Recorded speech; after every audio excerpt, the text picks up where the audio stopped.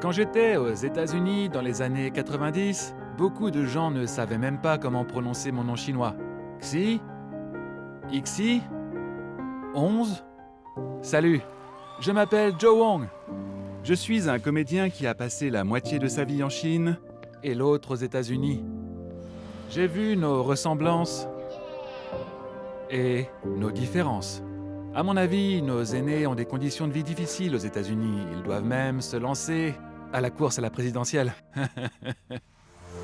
J'ai constaté de nombreux changements dans le monde entier, mais surtout en Chine. Quand je suis revenu en Chine, de nombreux endroits étaient méconnaissables. Les changements de ces 50 ou 60 dernières années surpassent ceux survenus sur plusieurs millénaires. La machine peut servir 850 plats à l'heure. Une énergie débordante, un foisonnement d'opportunités. Parfois, je me sens émue. Je m'assois avec eux et je suis émue. On n'aurait jamais cru mener ce genre de vie. Une bonne manière de comprendre ces changements, c'est à travers l'une de nos obsessions nationales. Je ne connaissais pas ce stéréotype qui dit que les Chinois excellent dans les maths. Mais à y réfléchir, les Chinois sont vraiment habiles avec les nombres. Prenons un exemple. Le 11-11 ou 11 novembre était au départ une fête pour les célibataires. Parce que être un, c'est être seul. Mais plus tard, cette fête s'est transformée en journée d'importantes soldes en ligne. C'est symbolique de la manière dont le monde virtuel est entré dans le cœur des Chinois. Et la vie numérique n'influence pas seulement notre façon d'acheter. De l'éducation Bonjour, professeur. à la médecine, dans chaque partie de cet immense pays si plein de diversité. Même en comparant à il y a 10 ans, c'est un monde différent. Les smartphones ont changé le mode de vie. Je m'appelle Ying Xuanran. C'est frais et pas cher. Acheter et vendre en ligne est si loin de ce que j'ai connu dans mon enfance. Quand j'étais petit, on ne pouvait même pas acheter de manteaux dans les boutiques. Ils étaient cousus à la main dans chaque famille. Maintenant, on peut les avoir en quelques heures avec un simple clic.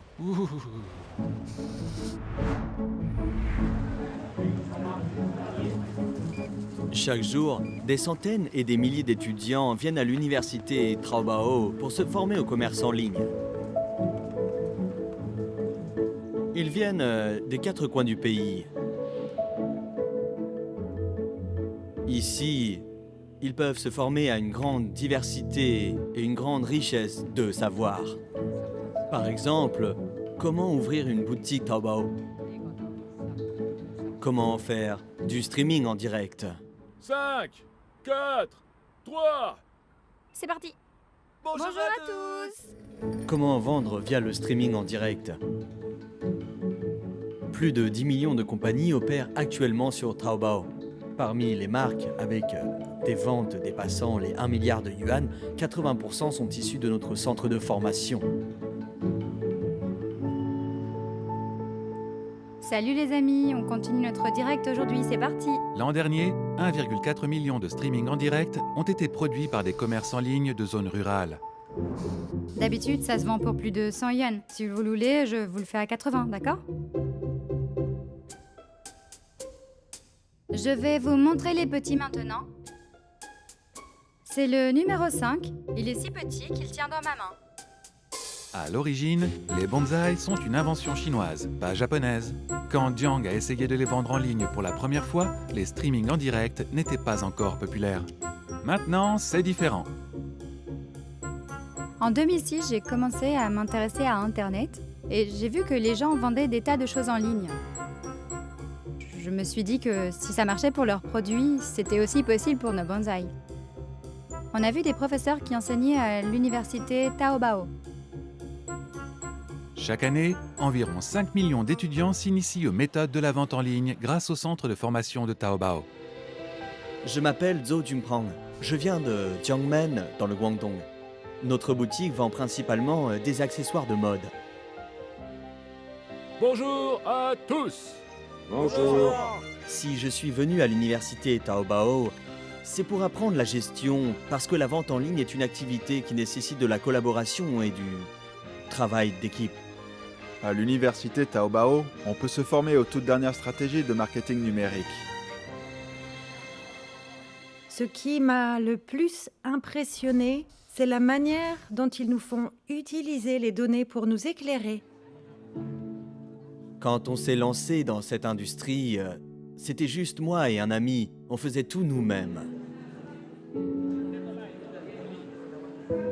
Aujourd'hui, nos ventes annuelles représentent environ 12 millions de yuan. Je suis très surpris par son calme. Son commerce rapporte 12 millions de yuan. J'ai l'impression d'être plus impressionné par ce chiffre que lui. Il fait plus d'argent qu'un diplômé avec un doctorat en biochimie de l'université Rice aux États-Unis. Et même s'il est trop tard pour moi, chaque jour en Chine, jeunes et vieux saisissent les opportunités offertes par Internet pour poursuivre leurs rêves.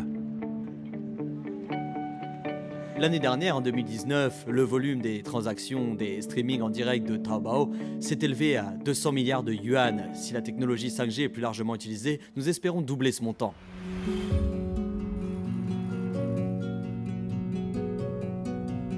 Avant, c'était une petite route étroite en terre battue, ici, avec des champs de chaque côté. C'était très triste. Chaque famille vivait dans une petite cabane à côté. Quand j'ai dit ça à mes enfants, ils ont cru que je racontais des histoires. J'ai toujours raconté à mon fils combien la vie était dure quand j'étais petit. Et des années plus tard, quand il a vu la campagne, il m'a dit « Papa, ça n'a pas l'air si terrible que ça, parce que la campagne a tellement changé.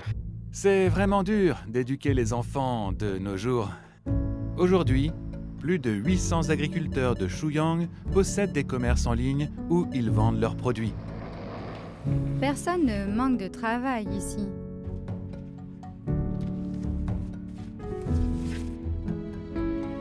Elles me rappellent les femmes que j'ai connues dans mon enfance. Elles sont très travailleuses et je suis très heureux de voir qu'elles peuvent utiliser le streaming en direct pour vendre leurs produits plus efficacement. La vente en ligne a changé les habitudes de loisirs. Quand j'étais petit, les gens allaient au marché local pour se retrouver et prendre l'air après le dîner. Maintenant, après manger, les gens se baladent sur les marchés numériques comme Taobao et JD. Mais bien sûr, acheter en ligne ne permet pas de tout faire. Par exemple, on ne peut pas sentir l'arôme d'une orange. Parfois, on a besoin de tâter un fruit pour savoir s'il est mûr.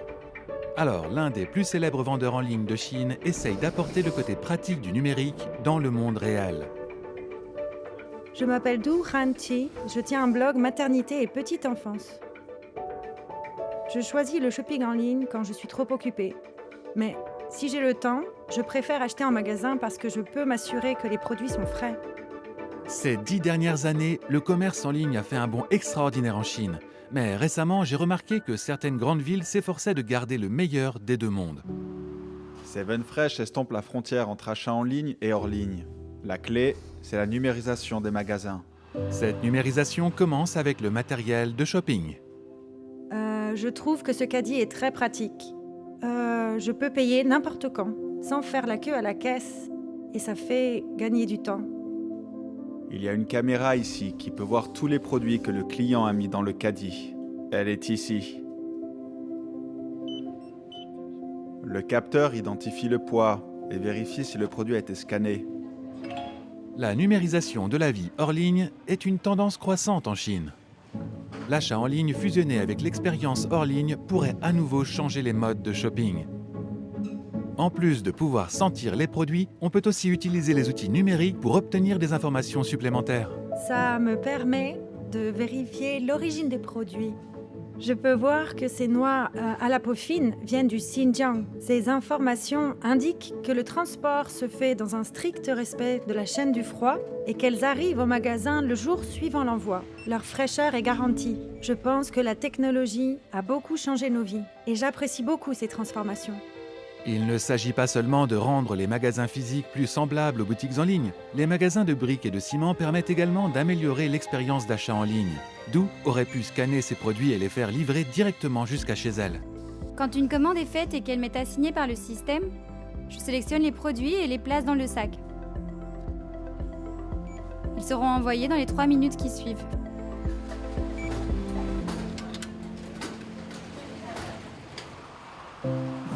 Avoir des magasins physiques signifie que les produits sont proches des foyers des gens plutôt que d'être stockés dans de gigantesques entrepôts en banlieue. Les produits peuvent être livrés aux clients au plus vite en 30 minutes. JD compte ouvrir de nombreux magasins similaires. Avec le développement de la technologie, les smartphones sont entrés dans les vies de chacun. Je pense que la création d'un nouveau commerce du détail grâce à la numérisation des magasins dans le monde entier est la tendance du futur. J'aimerais que le monde réel imite plus souvent le monde numérique. Par exemple, parfois je ne sais pas terminer une conversation. J'aimerais pouvoir le faire avec un emoji.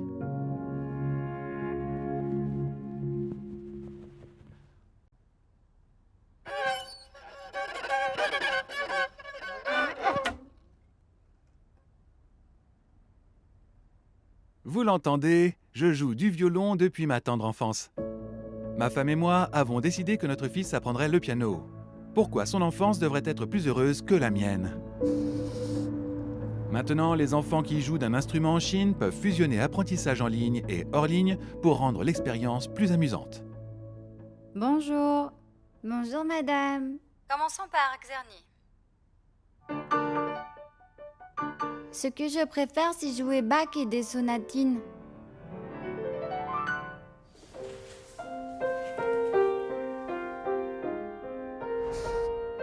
Je m'appelle Ge Hao, professeur associé dans le département de piano du Conservatoire de Shanghai. J'aime bien Monsieur Ge, il est plein d'énergie. Il joue comme ça, ouh.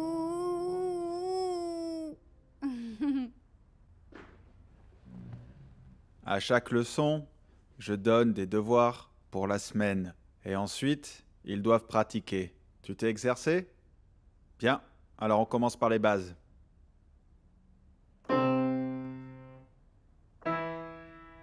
C'est impossible de compter sur le seul bon vouloir des enfants pour qu'ils fassent les exercices que je leur donne. Environ 40 millions d'enfants apprennent le piano en Chine et je parie que 39 millions d'entre eux se disputent avec leurs parents parce qu'ils ne s'exercent pas assez. Souvent, les parents surveillent de près quand leur enfant s'exerce. Avant le professeur en ligne, son père et moi, on devait l'accompagner. À vrai dire, c'était vraiment fatigant. Maintenant, les petits Chinois peuvent utiliser une app appelée VIP qui les met en contact avec des professeurs de musique basés au siège de VIP. Ceux-ci peuvent superviser les exercices à notre place. On s'est dit qu'on pourrait épargner des migraines à de nombreux parents et résoudre les problèmes pratiques des enfants apprenant le piano. Nous donnons 30 000 classes en ligne par jour. Nous avons environ 200 000 étudiants payants.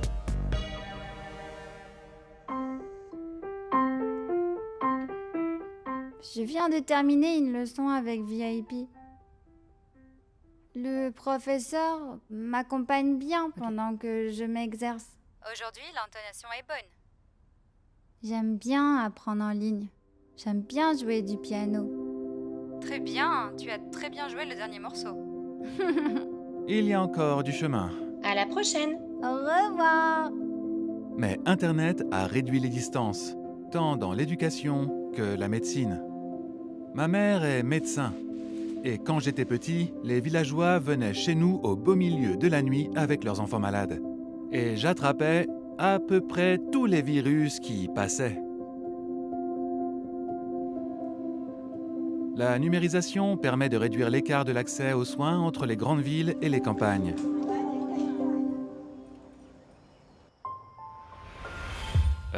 Je vais rarement à l'hôpital. C'est trop loin.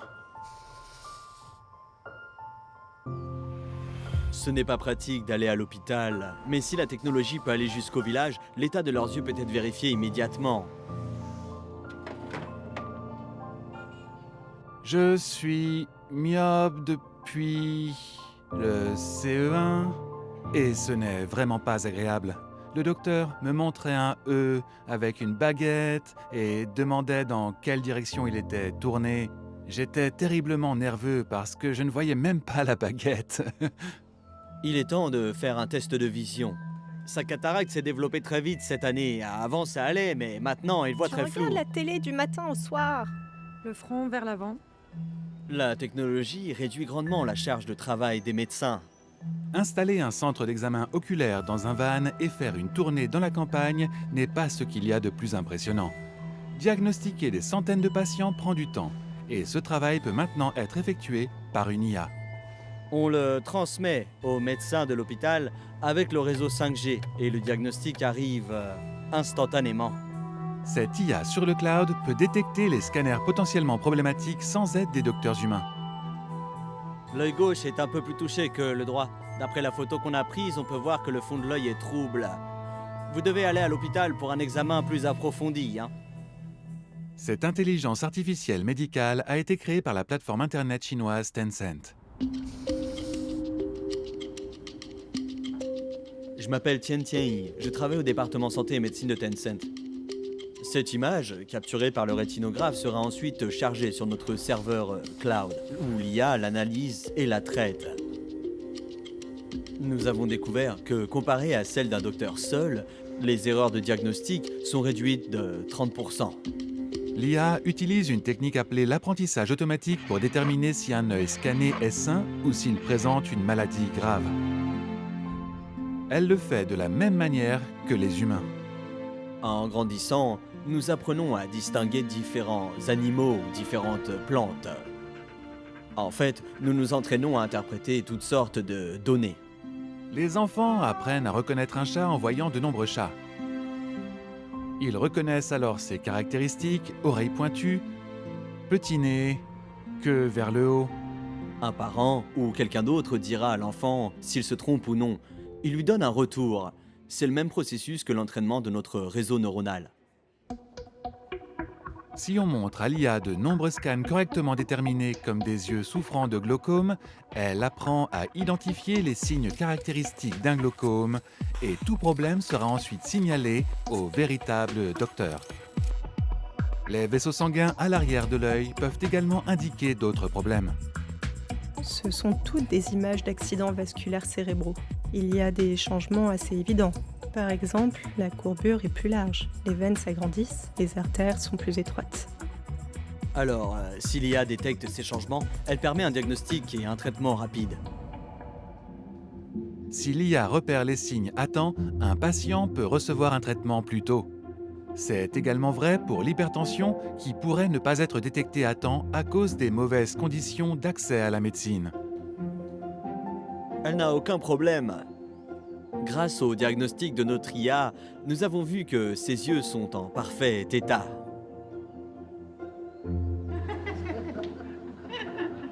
Bien sûr, c'est mieux de ne pas aller à l'hôpital. C'est compliqué d'aller à l'hôpital.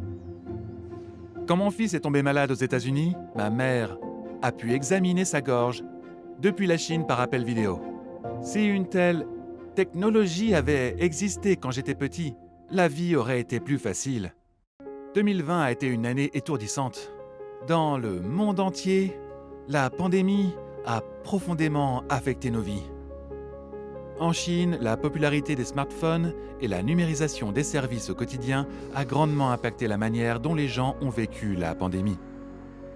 Je m'appelle Christopher Andrew Hill, je vis en Chine depuis juin 2008. Le Britannique Chris est tombé amoureux, s'est marié et a eu un enfant. Maintenant, il voit Wuhan comme son foyer. Sa belle-mère y est la patronne d'un restaurant de nouilles traditionnel. Bonjour, ça va? Il m'aide et il me soutient. Il fait même les tâches ménagères à la maison. Il s'occupe des enfants quand je suis au restaurant. Pendant la pandémie, on a dû fermer pendant 4 mois. On est resté en contact avec nos amis et notre famille grâce à nos smartphones. Pendant la pandémie, la populaire application de messagerie WeChat a permis aux familles comme la leur de garder un lien vital. Dans chaque complexe résidentiel, l'équipe de concierge a créé des groupes WeChat couvrant tous les résidents.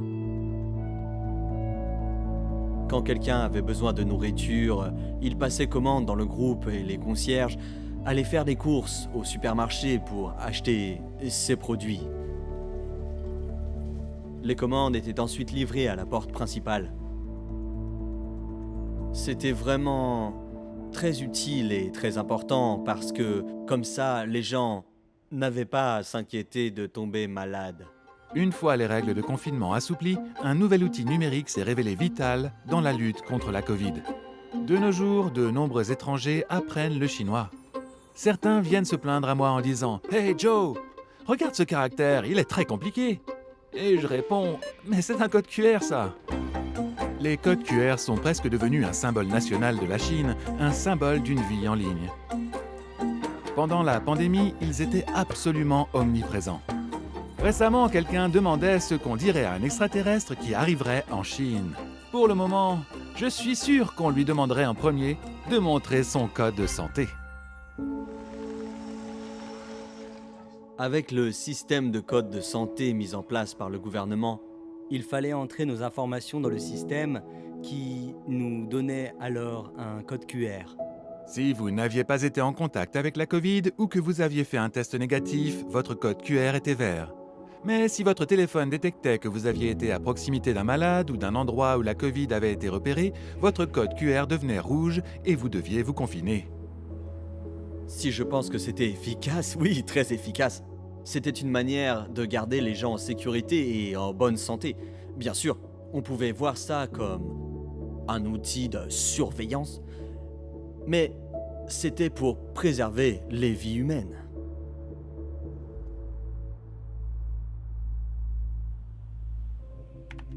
La pandémie a encore accéléré la numérisation déjà bien avancée en Chine. Je pense que l'utilisation de l'Internet mobile a changé de nombreux aspects de la vie des gens. Par exemple, pendant la pandémie de Covid, beaucoup de personnes âgées se sont mises à faire leurs courses via les téléphones portables. Pendant la pandémie, les enfants n'allaient pas à l'école. C'était à la fois un défi et une opportunité pour l'éducation en ligne. Pendant la pandémie, plus de 80% des utilisateurs ont augmenté la fréquence de leur pratique du piano.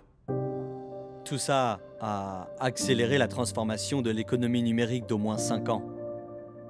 On pense que Internet est un outil extraordinaire qui a permis à nous, agriculteurs, d'entrer dans la nouvelle ère.